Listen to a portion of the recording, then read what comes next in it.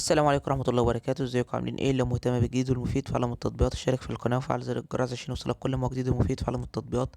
في القناة عندي اقدر افك التطبيقات الحديثة اللي بتسهل عليك حياتك اليومية وتطبيقات الفيك وكمان التطبيقات الهاكر. النهاردة ان شاء الله مع شرح تطبيق جديد واسمه اوميو تران باس اند فرايسز.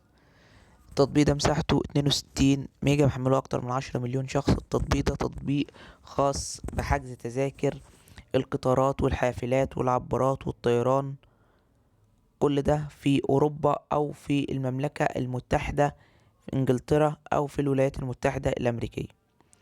تقدر من خلال التطبيق ده لو انت مسافر اوروبا او لو انت مقيم في اوروبا وحابب تتنقل من بلد لبلد في اي بلد بقى من بلاد اوروبا، فرنسا، ايطاليا، اسبانيا، اي دولة هناك، وحابب تتنقل من بلد لبلد او من مدينة لمدينة، فانت بتقدر تستخدم التطبيق ده. التطبيق ده بيساعدك ان انت لو حابب تروح من مدينة لمدينة يقدر يقولك اقرب او افضل المواصلات اللي انت تروح بيها، سواء هتسافر بالقطار، سواء هتسافر بالحافلة، سواء هتسافر بالعبارة اللي هي في المركبة في النيل، سواء هتسافر بالطيارة.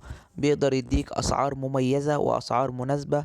بيقدر كمان يديك الوقت اللي انت عايزه. يعني انت مثلا حابب ان انت تحجز بعد يومين، ممكن مثلا مفيش حاجة متاحة بعد يومين، حابب تحجز قطار مثلا بعد يومين، هتتنقل من مدينة لمدينة، مفيش موجود بعد يومين.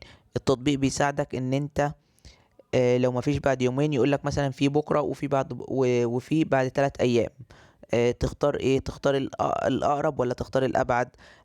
حابب مثلا تحجز في يوم في ساعة معينة، حابب تحجز بعد الظهر مثلا، ممكن يقولك مثلا لو مفيش بعد الظهر حجز يقولك مثلا في الصبح بدري، وفي بالليل، وفي المغرب وكده.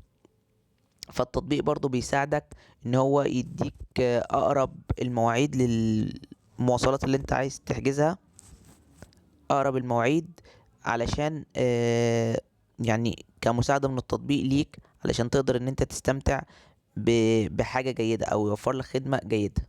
ده كده الغرض من التطبيق وده فايدة التطبيق. مشكلة التطبيق ان هو بيتضمن اعلانات وبيطلب منك الاشتراك، بالاضافة لان التطبيق بيكون باللغة الانجليزية ومفهوش لغة عربية ولا فيه لغات متعددة. بس كده يعتبر ابسط شرح بالنسبه للمميزات والعيوب. لو عجبك شرح التطبيق يا ريت تدوس لايك للفيديو. لو عايز شرح تطبيق معين يا ريت تكتب لي في الكومنت. لو شفت ميزه وعيب للتطبيق في اي تحديث من التحديثات القادمه اكتبها في تعليقات الفيديو. بمناسبه لو شفت ميزه وعيب اكتبها في تعليقات الفيديو، فده دايما تنويه بننوه عليه في اخر كل فيديو علشان لو اي حد شاهد الفيديو وحمل التطبيق لا في حاجه مختلفه يكتبها في التعليقات. وانا دايما بتثبت التعليقات بتاعت الناس سواء الايجابيه او السلبيه. الكلام ده بنقوله ليه؟ بنقول عشان في بعض الناس بتشاهد الفيديو وتحمل التطبيق، وبالذات التطبيقات اللي بتكون موجوده على القناه بقالها فتره طويله، وبعد ما تحملوا لك إن احنا لقينا حاجات مختلفه عن اللي انت قايلها سواء ايجابيه او سلبيه. ده ببساطه لان انت شاهدت الفيديو بعد نزوله فتره طويله. اما لو انت شاهدت الفيديو بعد نزوله بيوم، بيومين، باسبوع، بشهر، هتلاقي كل الحاجات اللي انا قايلها هي اللي موجوده. ده عشان اللي احنا بنشرحها دي تطبيقات يعني بننزل لها تحديثات مستمرة. يعني ممكن كل يومين، كل اسبوع، كل شهر ينزل للتطبيق تحديث. التحديث ده ممكن يغير من معالم التطبيق كلها. عشان كده دايما بننوه على الموضوع ده. وشكرا، سلام عليكم.